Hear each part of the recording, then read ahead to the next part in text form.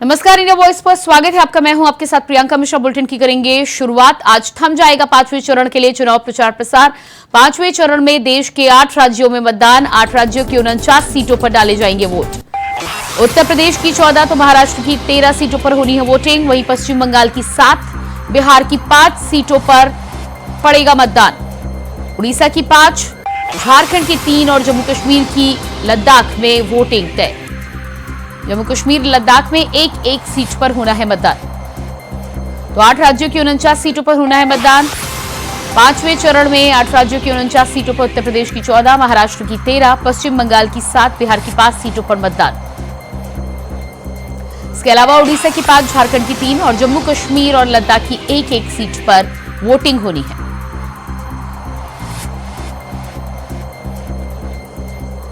तो 8 राज्यों की 49 सीटों पर मतदान के लिए आज प्रचार प्रसार थम जाएगा और उसके बाद सोमवार को 20 मई को 8 राज्यों की 49 सीटों पर मतदान होना है। अलग अलग पार्टी, अलग अलग राजनीतिक दलों के नेता जनता के बीच पहुंचकर वोट करने की अपील कर रहे हैं। जिस तरह से कई चरणों में देखा गया है कि कहीं ना कहीं मतदान के प्रति, वोटिंग के प्रति इस बार वोटर ने उदासीनता दिखाई है। ऐसे में लगातार वोटर्स को जागरूक करने का प्रयास अलग अलग पार्टियों के द्वारा, राजनेताओं के द्वारा किया जा रहा है। तो उत्तर प्रदेश की 14, महाराष्ट्र की 13, उड़ीसा की 5 सीटों पर, जम्मू कश्मीर और लद्दाख की एक सीट पर होंगे मतदान। आज थम जाएगा 5वें चरण के लिए चुनाव प्रचार प्रसार।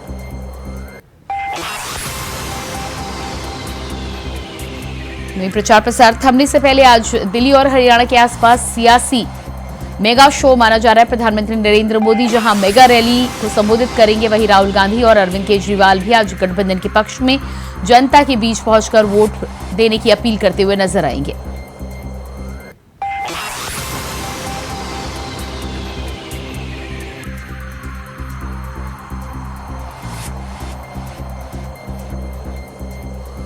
पांचवें चरण के लिए आज शाम थम जाएगा चुनाव प्रचार प्रसार। देश के 8 राज्यों में 20 मई को होना है मतदान। 49 सीटों पर वोटर्स प्रत्याशियों के भाग्य का करेंगे फैसला। पश्चिम बंगाल की 7, बिहार की 5, उड़ीसा की 5 सीटों पर होना है मतदान। झारखंड की 3 सीटों पर और जम्मू कश्मीर लद्दाख की एक सीट पर होगा मतदान।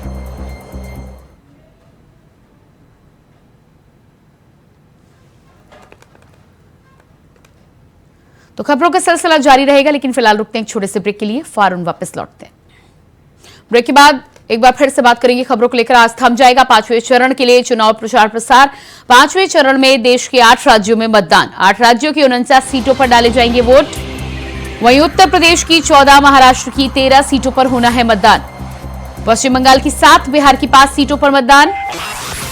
उड़ीसा की 5, झारखंड की 3, जम्मू कश्मीर लद्दाख में एक सीटों पर होना है मतदान। तो 8 राज्यों की 49 सीट पर डाले जाएंगे वोट। 5वें चरण में 8 राज्यों में वोटिंग। आज थम जाएगा इन सीटों पर प्रचार प्रसार।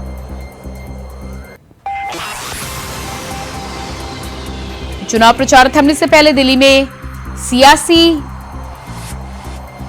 शो अलग अलग पार्टियों के द्वारा, एक तरफ जहां प्रधानमंत्री नरेंद्र मोदी मेगा रैली करते हुए नजर आएंगे, तो वहीं राहुल गांधी और अरविंद केजरीवाल भी जनता के बीच पहुंचकर जनसभा को संबोधित करेंगे।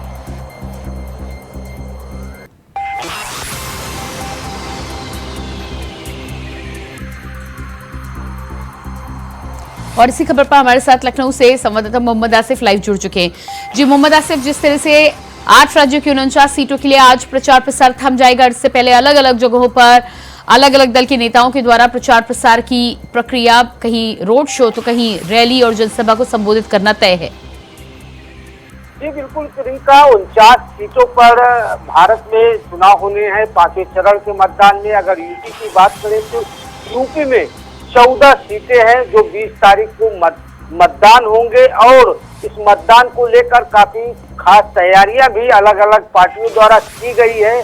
अपने प्रत्याशियों को जिताने के लिए लगातार PM Narendra Modi, UP CM Yogi Adityanath, Rahul Gandhi और सपा प्रमुख अखिलेश यादव लगातार दौरे पर चल रहे हैं और अगर बात करें पांचवें चरण की 14 सीटों की, तो 14 सीटें 2019 में एक सीट छोड़कर रायबरेली सभी सीटों पर बीजेपी का पूरी तरह से कब्जा था।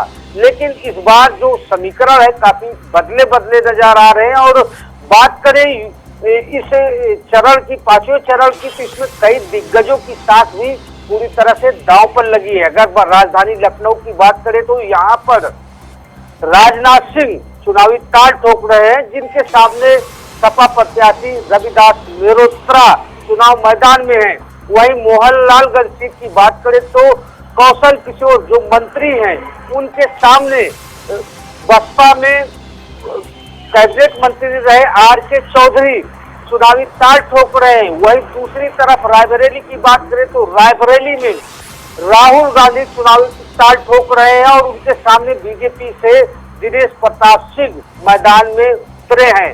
और वहीं अमेठी की बात करें तो केंद्रीय मंत्री स्मृति ईरानी जो चुनावी ताल ठोक रही है और कांग्रेस की तरफ से के.एल. शर्मा जो कांग्रेस परिवार के करीबी माने जाते हैं और जिनके लिए राहुल गांधी, सोनिया गांधी और पूरा कुनबा गांधी परिवार का पूरी तरह से मैदान में उतर चुका है। वहीं कैसरगंज सीट से चर्चित सांसद बृजभूषण शरण सिंह के बेटे करण भूषण सिंह चुनावी मैदान में है और चुनावी ताल ठोक रहे हैं। इसी तरह झांसी और जालौन में भी मामला टफ होता नजर आ रहा है। तो कुल मिलाकर 14 सीटों पर जो चुनाव होने हैं 20 तारीख को, आज प्रचार थम जाएगा। लेकिन कई दिग्गजों की जो है प्रतिष्ठा पूरी तरह से दांव पर लग गई है और यह चुनाव जो है काफी दिलचस्प होता जा रहा है। वहीं इसी चरण की बात करें तो अयोध्या सीट जो काफी अहम सीट मानी जाती है, राम नगरी कही जाती है और जिस पर कब्जा पाने के लिए समाजवादी पार्टी पूरी तरह से बेताब भी दिख रही है। हालांकि यहाँ भी लड़ाई कांटे की होने की उम्मीद, कांटे की टक्कर होने की उम्मीद जताई जा रही है। जी प्रियंका जी बिल्कुल। तो जिस तरह से लगातार 8 राज्यों की 49 सीटों पर एक तरफ तो समीकरण बनते बिगड़ते नजर आ रहे, दूसरी तरफ दोनों ही पार्टियों यानी कि एनडीए गठबंधन और इंडिया गठबंधन की तरफ से पुरजोर कोशिश की जा रही है। उत्तर प्रदेश की खासतौर से बात की जाए तो जिन 14 सीटों की बात हो रही है, इंडिया गठबंधन के द्वारा लगातार कवायद की जा रही है कि इन सीटों में भारतीय जनता पार्टी से कुछ सीटों को खींचा जाए। लेकिन क्या कुछ लगता है कि क्या कुछ आंकड़ा इस बार के चुनाव में रहने की उम्मीद है? जी बिल्कुल प्रियंका, जिस तरह से जो चुनावी रण सज चुका है और 5वें चरण का मतदान होना है और 5वें चरण के मतदान को लेकर अपने प्रत्याशियों को जिताने के लिए एनडीए और इंडिया गठबंधन ने ताकत पूरी झोंक दी है। और यही वजह है कि पूरी तरह से अब चुनावी मुकाबला कांटे की टक्कर भरा हो गया है। जब बात करें तो पीएम नरेंद्र मोदी लगातार यूपी के दौरे पर हैं। सीएम योगी आदित्यनाथ ने चुनावी कमान संभाल रखी है। वहीं राहुल गांधी, अखिलेश यादव और साथ ही साथ यूपी की सियासत में दिल्ली सीएम अरविंद केजरीवाल की भी एंट्री हो चुकी है। एक तरफ जहां बीजेपी राष्ट्र के मुद्दे को लेकर चुनाव मैदान में डटी हुई है और लगातार इंडिया गठबंधन पर प्रहार कर रही है। और अभी कल ही एक बयान पीएम नरेंद्र मोदी का आया है जिसमें उन्होंने कहा है कि इस बार इंडिया गठबंधन की सरकार बनी तो राम मंदिर पर बुलडोजर चलवा देंगे इंडिया गठबंधन की सरकार। तो कहीं न कहीं जो सियासी रंग है अब सियासी रंग और भी चढ़ता जा रहा है। और इसके जवाब में इंडिया गठबंधन के जो नेता है, चाहे सपा प्रमुख अखिलेश यादव हो या फिर राहुल गांधी, वह लगातार संविधान बचाने की बात कर रहे हैं और बड़ा हमला बोल रहे हैं कि केंद्र में अगर बीजेपी सरकार बची तो आरक्षण खत्म कर दिया जाएगा। और मोहम्मद आसिफ, आप बने रहिएगा हमारे साथ रांची से संवाददाता अजय कुमार पांडे भी जुड़ चुके हैं। जी अजय, झारखंड की बात की जाए तो जिस तरह से 3 सीटों पर वोटिंग होनी है, क्या कुछ स्थिति आप देख पा रहे हैं और कौन सा गठबंधन मजबूत नजर आ रहा है? देखिए, अब 3 सीटों पर होना है, जिसमें चतरा है, हजारीबाग और कोडरमा भी होना है। लेकिन इन तीनों सीटों पे जो है बीजेपी की कब्जा है पहले से ही। बीजेपी का गढ़ भी माना जाता, लगातार वहाँ से बीजेपी से सांसद रहे हैं। लेकिन इस बार जो चीजें जो दिख रही है, अब देखने से चतरा में जो काफी टाइट मुकाबला है, वहाँ से जो पूर्व मंत्री रहे हैं केएल त्रिपाठी जो टिकट दे रहे हैं। दूसरी तरफ आप देख सकते हैं कि कोडरमा जो है, कोडरमा अन्नपूर्णा देवी जो है केंद्रीय मंत्री रही हैं, वहाँ उनको जो माले के जो विधायक हैं विनोद सिंह, वो कड़ी टफ वहाँ भी स्थिति है। तो आप देख सकते हैं कि दोनों जगह हजारीबाग हालांकि क्लीन स्वीप है, वो हर हालत में वो बीजेपी के खाते में जाएगी, लेकिन इन दोनों जगह जो चतरा और कोडरमा की हम बात करेंगे तो वहाँ टफ टाइट सीटिंग है, यानी जो मुकाबला है बड़ा कड़ा है।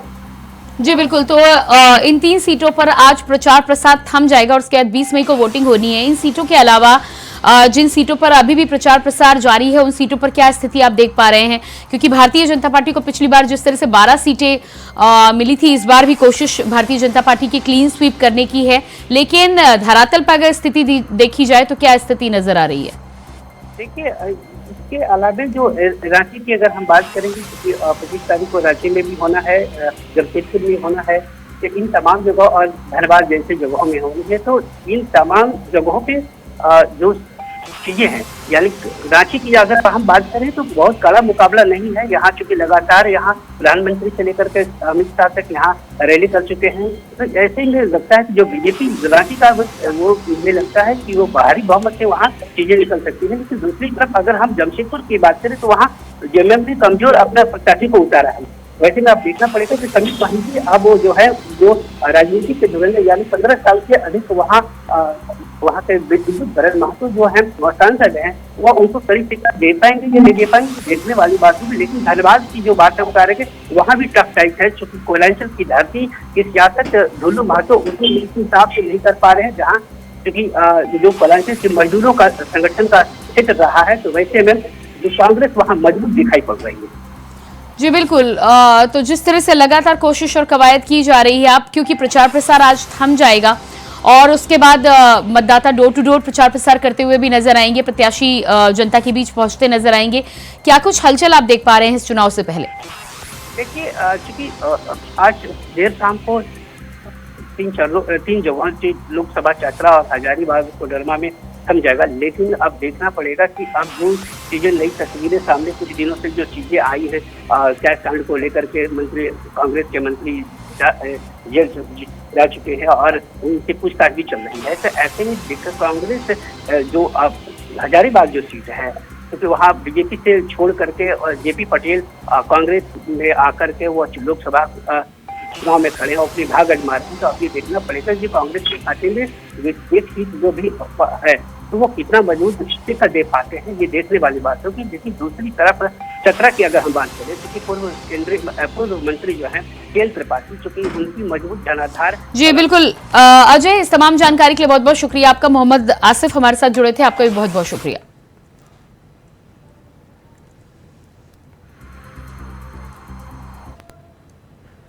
और इसके बाद बड़ी खबर सामने आ रही है, ललितपुर में आज अमित शाह करेंगे जनसभा, बीजेपी प्रत्याशी अनुराग शर्मा के लिए मांगेंगे वोट। तुवन मैदान में जनसभा को करेंगे संबोधित। सुबह 11 बजे ललितपुर पुलिस लाइन पहुंचेंगे अमित शाह। गृहमंत्री अमित शाह के दौरे को लेकर सुरक्षा के पुख्ता इंतजाम, बीजेपी प्रत्याशी अनुराग शर्मा के लिए मांगेंगे वोट। तो ललितपुर में गृहमंत्री अमित शाह की आज जनसभा, सुबह 11 बजे ललितपुर पहुंचेंगे गृहमंत्री अमित शाह। तुवन मैदान में जनसभा को करेंगे संबोधित। वहीं बीजेपी प्रत्याशी के पक्ष में मांगेंगे वोट।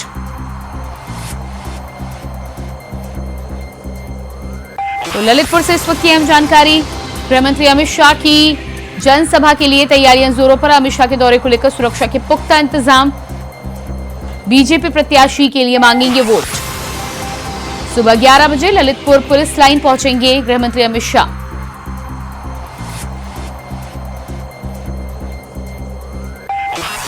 बीजेपी प्रत्याशी अनुराग शर्मा के लिए मांगेंगे वोट।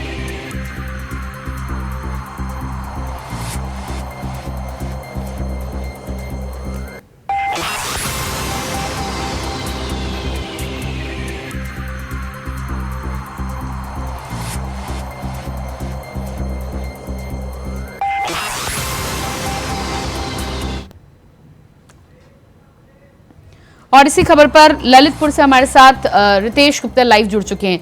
जो रितेश, जिस तरह से रितेश गुप्ता लाइव जुड़ चुके हैं। जी रितेश, जिस तरह से गृह मंत्री अमित शाह जनसभा को संबोधित करने के लिए पहुंच रहे हैं, बीजेपी प्रत्याशी के पक्ष में वोट मांगते हुए नजर आएंगे, क्या कुछ तैयारियां हैं? और बीजेपी के कार्यकर्ताओं की बात करें तो कितना उत्साह नजर आ रहा है? जो है आज जनपद में अमित शाह का दौरा है। ये जो गृह मंत्री हैं यहाँ पर जो है इनका जो समय है लगभग 11:43 पर उनको यहाँ पर आना है।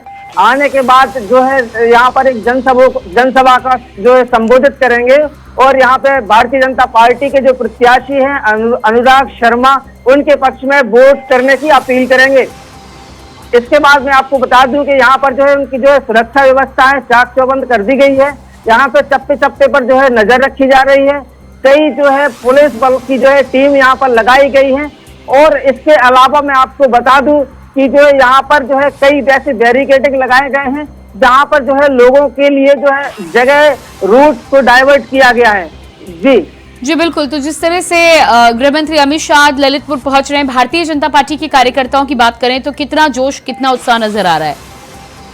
जी देखिए, मैं आपको बता दूं कि जो है जब से भारतीय जनता पार्टी के कार्यकर्ताओं को इस बात की जानकारी हुई है कि यहाँ पर ललितपुर में केंद्रीय गृह मंत्री अमित शाह आने वाले हैं, तब से जो है यहाँ पर जो भारतीय जनता पार्टी के कार्यकर्ताओं में काफी उत्साह देखा जा रहा है।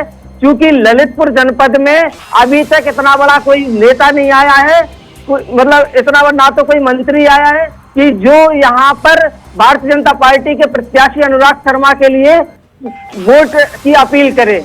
जी बिल्कुल। तो जिस तरह से अभी तक किसी नेता के ना आने की बात कर रहे हैं, लेकिन अब गृह मंत्री ललितपुर पहुंच रहे हैं, भारतीय जनता पार्टी के बड़े नेता हैं, ऐसे में भारतीय जनता पार्टी के कार्यकर्ताओं का जोश जाहिर सी बात है हाई होगा। कब से तैयारियां चल रही हैं गृह मंत्री अमित शाह के आगमन को लेकर?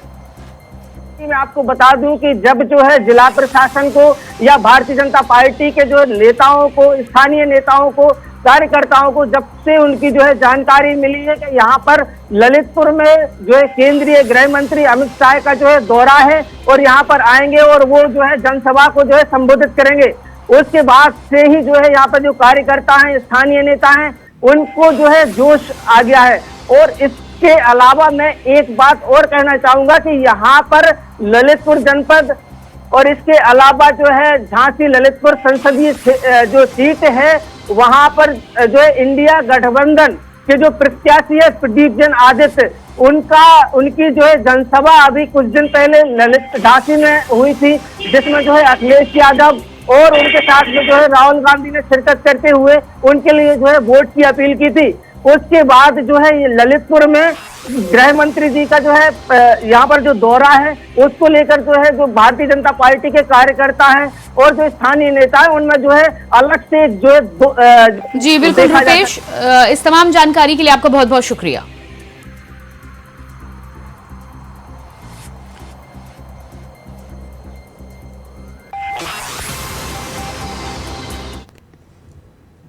और इसके बाद अगली खबर रायबरेली से सामने आ रही है। कांग्रेस में शामिल हुए उत्कृष्ट मौर्य, प्रियंका गांधी ने उत्कृष्ट मौर्य को दिलाई सदस्यता। मनोज पांडे के बीजेपी में जाने के बाद थामा दामन, ऊंचाहार से चुनाव लड़ चुके हैं उत्कृष्ट मौर्य। तो रायबरेली से अहम जानकारी, कांग्रेस में शामिल हुए उत्कृष्ट मौर्य प्रियंका गांधी ने उत्कृष्ट मौर्य को दिलाई सदस्यता। प्रियंका गांधी ने उत्कृष्ट मौर्य को दिलाई सदस्यता। मनोज पांडे के बीजेपी में जाने के बाद थामा कांग्रेस का दामन, ऊंचाहार से चुनाव लड़ चुके हैं उत्कृष्ट मौर्य। तो रायबरेली में लगातार राजनीतिक उठापटक जारी है। एक तरफ जहां सपा के विधायक मनोज पांडे ने कल बीजेपी का दामन थामा, बीजेपी की सदस्यता ग्रहण की, तो वहीं उत्कृष्ट मौर्य आज प्रियंका गांधी की मौजूदगी में कांग्रेस में शामिल हो गए।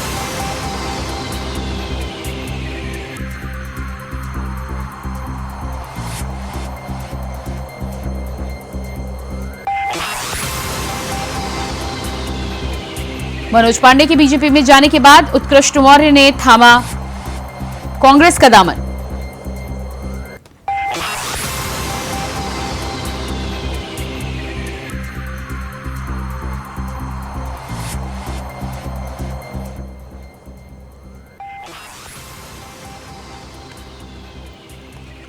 और इसी खबर पर हमारे साथ रायबरेली से संवाददाता राजू तिवारी लाइव जुड़ चुके हैं। जी राजू, जिस तरह से उत्कृष्ट मौर्य को लेकर आज खबर सामने आ रही है। प्रियंका गांधी की अध्यक्षता में कांग्रेस का दामन थाम चुके हैं। लगातार रायबरेली में जिस तरह से राजनीतिक उठापटक देखने को मिल रही है, कल मनोज पांडे का बीजेपी में शामिल होना और आज उत्कृष्ट मौर्य का कांग्रेस में शामिल होना, क्या कुछ नए समीकरण बनते बिगड़ते दिखाई दे रहे हैं? जी देखिए, मैं बता दूं कि जिस तरह से रायबरेली की सियासी गलियारों में लगातार उठापटक देखने को मिल रही है और ऐसे में भारतीय जनता पार्टी के प्रत्याशी जो दिनेश प्रताप सिंह है, उनको जिताने के लिए गृह मंत्री अमित शाह ने स्वयं कमान संभाली है। तो कांग्रेस के जो प्रत्याशी राहुल गांधी है, उनको जिताने के लिए प्रियंका गांधी लगातार मोर्चा खोलकर रायबरेली में डटी हुई है। ऐसे में साफ तौर पर राजनीतिक गलियारों में जो हलचल है वो बढ़ गई है और आज 5 बजे के बाद प्रचार थम जाएगा। तो कहीं न कहीं जो कल अमित शाह के द्वारा एक बड़ा गेम कार्ड खेला गया था कि जो बागी विधायक समाजवादी पार्टी के मनोज पांडे हैं, उनको साधने के लिए उन्होंने काफी लंबे अरसे से प्रयास किया था। तो कल उनको भारतीय जनता पार्टी का गमछा पहनाकर भारतीय जनता पार्टी में शामिल कराया था। तो साफ तौर पे देखा जा सकता है कि कांग्रेस की तरफ से भी डैमेज कंट्रोल देखने को मिला है और ऐसे में जो राजनीतिक प्रतिद्वंदी मनोज पांडे के स्वयं प्रसाद मौर्य हैं, उनके लड़के अशोक मौर्य को आज जो है कांग्रेस में शामिल कराने की बात सामने आई है। तो साफ तौर पे देखा जा सकता है कि रायबरेली की गलियारों में जो राजनीति है वो काफी उहापोह की स्थिति में सामने देखने को मिल रही है और लगातार दोनों पार्टियां दमखम लगाकर अपने प्रत्याशी को जिताने के लिए प्रयास कर रहे हैं। जी बिल्कुल। तो जिस तरह से दोनों ही पार्टियों के द्वारा कोशिश और कवायद लगातार जारी है, लेकिन जिस तरह से ये नया फेरबदल देखने को मिला है, अलग अलग तरह के समीकरण बिठाने की कोशिशें ये पार्टियां करती नजर आ रही, चाहे बीजेपी की बात करें चाहे कांग्रेस की बात करें, क्या लगता है कि अपने अपने ग्रुप के जो वोट बैंक है उसको अपने पास करने में कामयाबी मिल पाएगी इस तमाम समीकरण के माध्यम से और हथकंडों के माध्यम से? देखिए, मैं बता दूं कि जिस तरह से रायबरेली में एक तरह से मनोज पांडे को शामिल करना ब्राह्मण कार्ड खेला जाना कहा जा सकता है, तो ऐसे में अशोक मौर्य को कांग्रेस में शामिल करना कहीं ना कहीं ये भी कहा जा सकता है कि जो मौर्य वोटर है उनको लुभाने का प्रयास है और उनको साधने का प्रयास किया जा रहा है कांग्रेस में। जी बिल्कुल राजू, इस तमाम जानकारी के लिए बहुत बहुत शुक्रिया आपका। तो ऊंचाहार से चुनाव लड़ चुके हैं उत्कृष्ट मौर्य, कांग्रेस का दामन थामा, प्रियंका गांधी की मौजूदगी में ली सदस्यता। और इसी के साथ फिलहाल इस बुलेटिन में इतना ही। खबरों के लिए बने रहिए इंडिया वॉइस के साथ। नमस्कार।